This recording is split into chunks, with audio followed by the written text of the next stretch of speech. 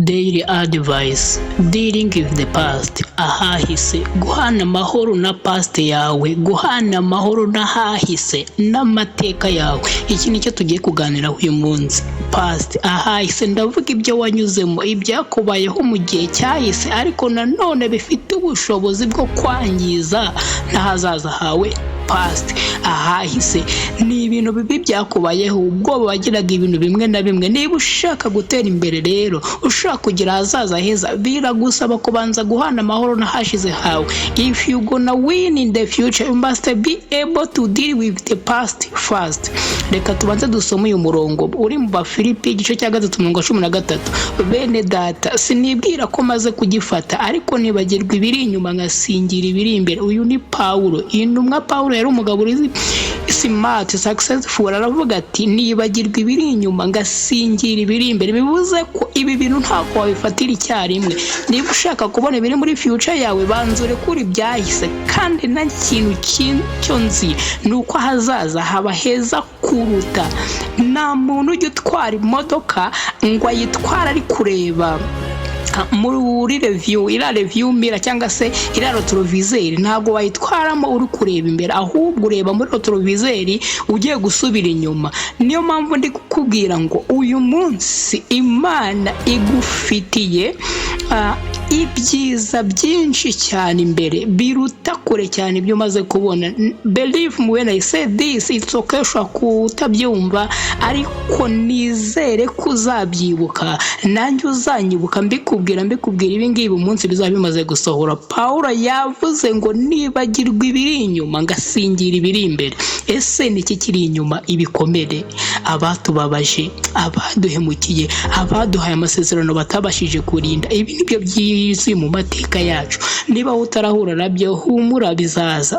Sindi kugutega iminsi inshuti yanjye, ariko iyi se dutuye ni kwimeze. Somewhere along the line, byanze bikunze uzahura n'indyarya, uzahura n'ababeshyi, uzahura n'abagome, uhure n'abanzi. Niba Yesu ubwe utarigeze ukora icyaha cyangwa agira uwagirira nabi, in fact yaranadupfiriye twese, hari abantu batamwemeye, bataramukunze. Who are you? Wowe urinde? Yesu muri Yohana 15:20 niwe wavuze ngo mwibuke ijambo nababwiye, umugaragu ntaruta shebuja. Niba barandenganyije namwe bazabarenganya. Uko waba mwiza kose, hari umuntu uzaprofita uwo mutima mwiza wifitiye. Umwizere aguhemukira. Even if you are wicked person, somebody will still betray you. Nubwo waba uri mubi, uri umugome, hari undi muhuje ububi nawe uzaza muje ubugome uzaguhemukira.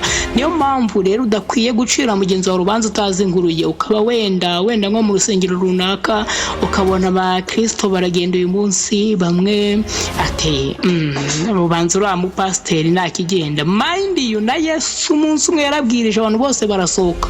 Nuko se yari mubi? No, bivuze ngo ushobora kuba utari mubi ariko abantu bakaguhemukira n'ubundi kandi utari mubi. What is in the past?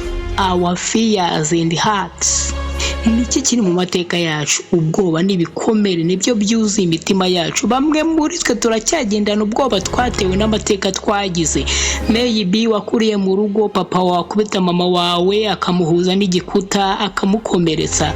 None umutima wawe akakanya wuzuye ubwoba bwo gushaka, uti nashaka umugabo umeze nka data nabigirane. Cyangwa se si n'ubwoba gusa, ahubwo uracyabibitse urwango n'inzingo kuri papa wawe. Uracyamurakariye kubwo yabafashe nabi we na mama wawe n'abavandimwe bawe. Niba ushaka gusingira ibiri imbere yawe, ni ngombwa yuko urekura ibiri inyuma. Icyiza kiri muri ibi kandi nuko iyo ubirekuye bikagenda, iyo urekuye ibi byose biboshye umutima wawe, Imana irakuguranira, ikaguha umugisha, ikagushumbusha. Ese hari umuntu uri kunyumva? Niki kiri mu mateka yacu? Niki kiri mu byacu? Our mistakes and bad experiences, amateka mabi n'amakosa twakoze n'ibintu byose twahuye nabyo. Ese ninde muri mwe wari wakora ikosa ukabona nibura iy'abarundi naba ari wowe nawe warenganya? Urabizi neza ko kira kintu ari wagiteye, naho undi wabigerekaho. Biragoye kubyemerera ndabizi, ariko mu mutima urabizi neza ko ari wowe nyira amakosa, ko ari wowe byaturutseho. Men, as long as that issue is in your past, don't give it power over your future. ndavuze ngo icyo kintu cyarabaye byararangiye kiri muri past yawe wikijyana no muri future yawe ahazaza hawe nudahana amahoro n'ahahise hawe hazivanga no mu hazaza hawe. Ese uti Claude umuntu yabigenza gute? Good question. Kambwira uburyo wabigenza. Umva icyo gukora rero. Number 1, first forgive yourself. I said forgive yourself. Mbere y'ibindi byose banza wibabarire. Imbabazi nahuye n'abantu benshi bakirakariye kubw'uruhare rwabo mu makosa yabaye mu myaka 10 ishize. Even some ladies that have been raped, they are still blaming themselves. Nabonye abana b'abakobwa abagore bafashwe ku ngufu ariko bakirakariye bakirenganya bumva ko ibyo bintu byose byabaye ari amakosa yabo. Listen baby, ashaka bari amakosa yawe cyangwa ay'undi muntu uba warabigizemo cyangwa ari narwo, icyo nzi cyo nuko igisubizo ari kimwe, ugomba kwibabarira. Ikureho urubanza, otherwise na hazaza ufite uzakomeza kuba mu byahise ubuziraherezo. Kabone nubwo waba warisha umuntu, imbabazi ibabarire. Uti Claude, what did you just say? Ndavuze ngo ibabarire. Uretse kwibabarira ubundi ikindi kintu wumva ufite igisubizo cyangwa ikindi gisubizo ufite n'iki, kuko wowe ubwawe nubwo wakwiyica ntibikuraho ko wishe umuntu. Uretse kwibabarira n'iki kindi wakora? When it comes to the past, there is a little or nothing you can change. Wabyanga wabyemera, iyo bigeze kuri past kuhahise hacu uretse kuhakira nta kindi twahinduraho. Imbaraga zose uzifite ku hazaza baby, niho honyine wahindura uhereye none. Uhereye ku kwibabarira, nukomeza kwinenga, kwigaya, kwivuma, kwirakarira, ntabwo uzabasha gukomeza. Uti iyo mbimenya iyo mbimenya biriya bintu nakoze, my friend, I don't know. Na n'ubu nibirambuye mu mutwe. Iyo mbimenya biba byaragenze gutya, mba narakoze kuriya, iyo mbimenya simba naramwemeye, iyo mbimenya simba narambanye n'uyu mugore, uyu mugore ntabwo nari kumushaka. Iyo mbimenya ni wabimenye rero. So what? Kabone nubwo waba warubize, amazi yamaze kurenga inkombe deja. It's too late now. Ubu ntacyo wakora. Ibabarire. Ubujiji bukomeye cyane kutibabarira, kandi n'Imana ubwayo yaramaze kukubabarira. Niba Imana yarakubabariye, kuki wowe utakibabarira? It's pride.